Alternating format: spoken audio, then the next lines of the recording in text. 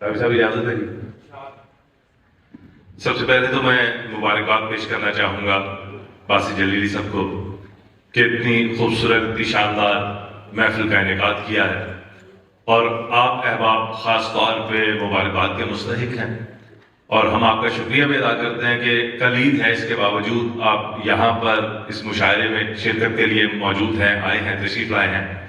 एक तो अपने लिए भरपूर तालियां बजाइए ताकि आपके होने का एहसास हो सके।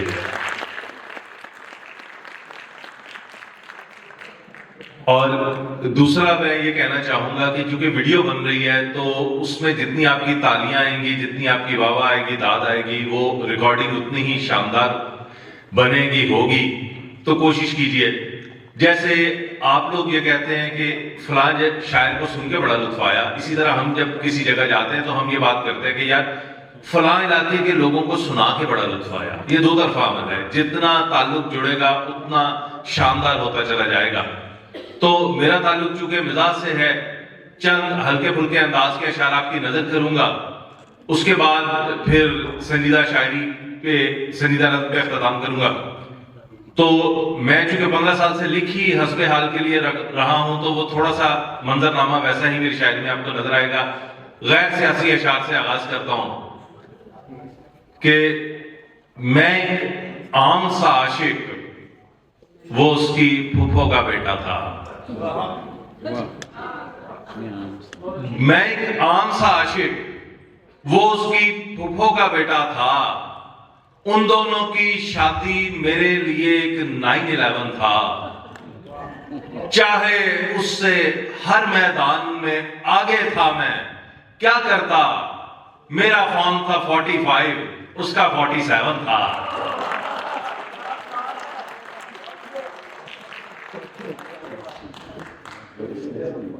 मैं एक आम सा आशिक, वो उसकी फूफो का बेटा था।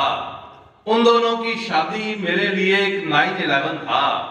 चाहे उससे हर मैदान में आगे था, मैं क्या करता, मेरा फॉर्म था 45, उसका 47 था। और अंधेरे में करेगा कैमरा क्या, अंधेरे में करेगा कैमरा क्या, हल ये है, वरना ताल्लुक ये हमारा बाइस से तज़हीक हो जाए। उजाले अपनी यादों के हमारे साथ मत रखना, न जाने किस गली से अपनी वीडियो लीक हो जाए। उजाले अपनी यादों के हमारे साथ मत रखना, न जाने किस गली से अपनी वीडियो लीक हो जाए। और दूसरे देखिए कि बुढ़ापे के अफेयर का भी एडवांटेज नहीं होता।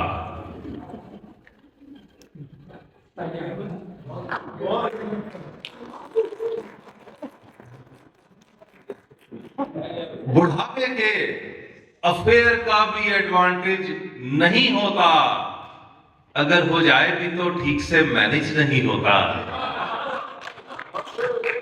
बुढ़ापे के अफेयर का भी एडवांटेज नहीं होता, अगर हो जाए भी तो ठीक से मैनेज नहीं होता। वहां व्हाट्सएप से लेकर फेसबुक तक सब स्पीडे हैं, यहां घंटे में मार के दूसरा मैसेज नहीं होता। और एक गजल के चंद अशार के चिबड़ मुंह था, ये पंजाबी की एक खास नाम है कि चिबड़ मुंह था लेकिन अब माधुरी है। सोशल मीडिया की लाइफ है कि चिबड़ मुंह था लेकिन अब माधुरी है। सो मेकअप या फिल्टर बहुत जरूरी है। और महबूबा के नोट्स बनाना रातों को, महबूबा के नोट्स बनाना रातों को, इश्क नहीं है भैया ये मजदूरी है। और अब लाहौर का पावा अख्तर लावा है, अब लाहौर का पावा अख्तर लावा है, अब लाहौर के कुलचे की बस दूरी है। और गुजरे कोई हसीना पास से मर्दों के, गर्दन का मुड़ना भी गैर शऊरी है। गुजरे कोई हसीना पास से मर्दों की, गर्दन का मुड़ना भी गैर शऊरी है। और चाहत फतेह को सुनकर हमने ये जाना, चाहत फतेह को सुनकर हमने ये जाना, म्यूजिक कहीं कहीं जहनी माजूरी है। चाहत फतेह को सुनकर हमने ये जाना, म्यूजिक कहीं कहीं जहनी माजूरी है। और आप समझते हैं मैं मांगने आया हूं।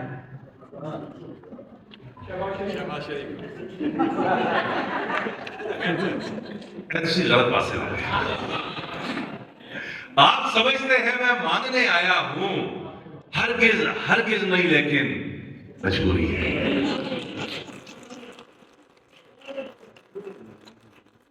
और जितनी शानदार कारकर्दगी का हमारी क्रिकेट टीम ने मुजाहिरा किया है,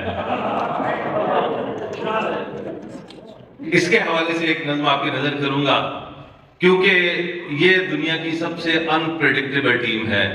इससे कुछ भी तवक्को की जा सकती है और कोई भी तवक्को नहीं की जा सकती। ये वो खराब बंदूक है जिससे दुश्मन भी डरता है, मालिक भी परेशान रहता है। वैसे तो हमारी बाकी खेलों का भी यही हाल है। सच्ची बात तो यही, ऐसे हम क्रिकेट को गए, बाकी भी सूरत हाल यही कि हमारी स्विमिंग टीम जब ओलंपिक्स में गई तो सबसे आखिरी नंबर पे आई। तो जब वापस गए तो बुला के पूछा गया कि जनाब एक ही गीता है, ये क्या हुआ है, ये आखिरी नंबर पे आए हैं। तो कोच ने कहा सर शुक्र करें डूब नहीं गए।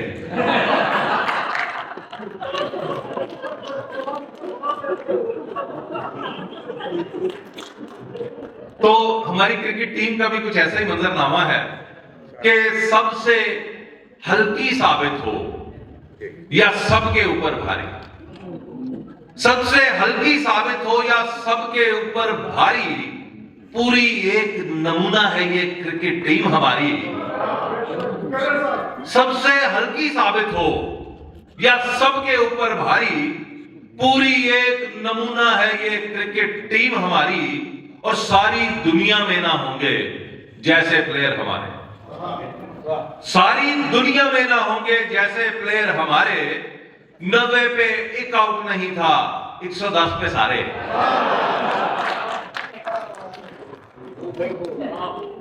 सारी दुनिया में ना होंगे जैसे प्लेयर हमारे, 90 पे एक आउट नहीं था, 110 पे सारे। और इनकी बैटिंग यूं ही है कि ए आए ओ चले। इनकी बैटिंग यूं ही है कि ए आए ओ चले। अनटच इनके बैट है गोया 0 मीटर बल्ले। और इनका कौमी फर्ज है, इनका कौमी फर्ज है सबका बीपी शूट कराना। इनका कौमी फर्ज है सबका बीपी शूट कराना। इनसे आकर सीखे कोई सादा मैच फंसाना, इनसे आकर सीखे कोई सादा मैच फंसाना। और इस खातिर भी जल्दी से है स्लिप में कैच फड़ाना। यहां से फारिग होकर इनको शॉपिंग पर है जाना। लेट हुए तो बैट को ही बेगम भी पकड़ सकती है। घर की तो रूटीन है, बाल भी फैंटी पड़ सकती है। लेट हुए तो वही बल्ला बेगम फट सकती है। घर की तो रूटीन है, बाल भी फैंटी पड़ सकती है। और फील्डिंग का तो कुछ ना पूछो, हाल किया जो सबने। फील्डिंग का तो कुछ ना पूछो, हाल किया जो सबने। जैसे हाथों पर सरसों का तेल मला हो सबने। झुककर गेंद नहीं फड़ते कि मोहरे हिला जाए। फील्डिंग हो रही, झुककर गेंद नहीं फड़ते कि मोहरे हिलना जाए। डाइव लगाने से डरते हैं घुटने छिलना जाए। और मिस फील्डिंग से रन देना भी इनकी रीत हो जैसे। गेंद को ये नहीं हाथ लगाते, गेंद प्लीत हो जैसे। मिस फील्डिंग से रन देना भी इनकी रीत हो जैसे। गेंद को ये नहीं हाथ लगाते, गेंद पलीत हो जैसे। और ये भी डर है अच्छा खेले कुछ इज्जत नहीं रहनी। ये भी डर है अच्छा खेले कुछ इज्जत नहीं रहनी। मैन ऑफ मैच बना जो उसको इंग्लिश बोलनी पैनी।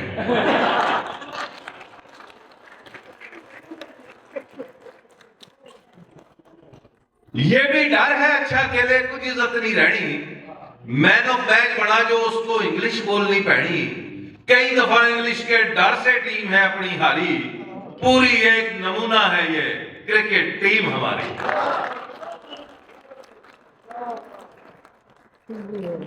मुझे वक्त की किल्लत का एहसास है। आखिर में एक संगीता नज़्म पे इख्तिताम करना चाहूंगा कि मजाक तो भी बहुत कुछ है, हम लोग तो आदी हैं आधा घंटा पढ़ने के। आखिर में संगीता नज़्म जो मेरी पहचान भी बनी, मेरी शराब बनी, और मैं हमेशा इसलिए भी सुनाता हूं कि मोहब्बतों का ये वाहिद किरदार है जो महरूमियों का शिकार है। बाकी जितने रिश्ते हैं आप कभी गौर करके देखिए, सबसे बड़े वालेहाना अंदाज में मोहब्बत का इजहार किया जाता है, लेकिन ये ऐसा किरदार है जो सबसे हट के खड़ा है, सबसे कट के खड़ा है, और वो किरदार है बाप। वो चाहे मुआशरा है, चाहे अदब है, चाहे घर है। आप कभी गौर करके देख लें, अदब में जो कुछ लिखा गया मां की इज्जत के लिए लिखा गया, और यकीनन जो कुछ लिखा गया उसकी इज्जत का अशर अशीर नहीं है। लेकिन बाप कहां है? बाप कहीं नहीं है, बाप नहीं नजर आता आपको। मुआशरे में भी यही सूरत हाल है। घर में देख लेना, मां का बच्चे को सबसे बड़ा ड्रावा क्या होता है? आ लेने दो थोड़े पे भी जो कहना है आप कह लें। बच्चे को पता है मां की खैर अपना ही चीज है। जेड़े भाई ने शामी 5 बजे आना है ना, ये बंदा ठीक नहीं है, फासला आ गया। अच्छा, बाप को समझ नहीं आती, वो घर में रहते विलन बन के फिरता रहता है, उसे खाम खा के गुस्से चढ़े होते हैं। उसके अंदर बड़ा प्यारा किरदार छुपा है। मैंने उसको बयान करने की कोशिश की है। मां की अजमत के लिए एक शेर और बाप की नज़्म पे इख्तिताम करूंगा कि अजल से ताबद इतनी बड़ी पहचान नहीं मिलती, अजल से ताबद इतनी बड़ी पहचान नहीं मिलती, उसे नाराज मत करना दोबारा मां नहीं मिलती, और अजीज तर मुझे रखता है वो रगे जहां से, अजीज तर मुझे रखता है वो रगे जहां से। ये बात सच है, मेरा बाप कम नहीं मां से। वो मां के कहने पे कुछ रोब मुझ पे रखता है, वो मां के कहने पे कुछ रोब मुझ पे रखता है, यही है वजह मुझे चूमते झिझकता है। वो आशना मेरे हर कर्ब से रहे हरदम, जो खुल के रो नहीं पाता मगर सिसकता है। जुड़ी है उसकी हर एक हां फकत मेरी हां से। ये बात सच है, मेरा बाप कम नहीं मां से। और हर एक दर्द वो चुपचाप खुद पे सहता है, हर एक दर्द वो चुपचाप खुद पे सहता है। तमाम उम्र वो अपनों से कट के रहता है। वो लौटता है कहीं रात देर को, दिन भर वजूद उसका पसीने में ढल के बहता है। गिले हैं फिर भी मुझे ऐसे चाहता मां से। ये बात सच है, मेरा बाप कम नहीं मां से। और आखिरी बंद कि पुराना सूट पहनता है, कम वो खाता है। पुराना सूट पहनता है, कम वो खाता है, मगर खिलौने मेरे सब खरीद लाता है।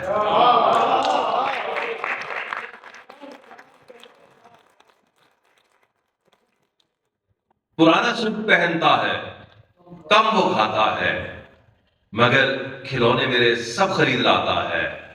वो मुझको सोए हुए देखता है जी भर के, न जाने सोच के क्या क्या वो मुस्कुराता है। मेरे बगैर हैं सब ख्वाब उसके वीरा से। ये बात सच है, मेरा बाप कम नहीं।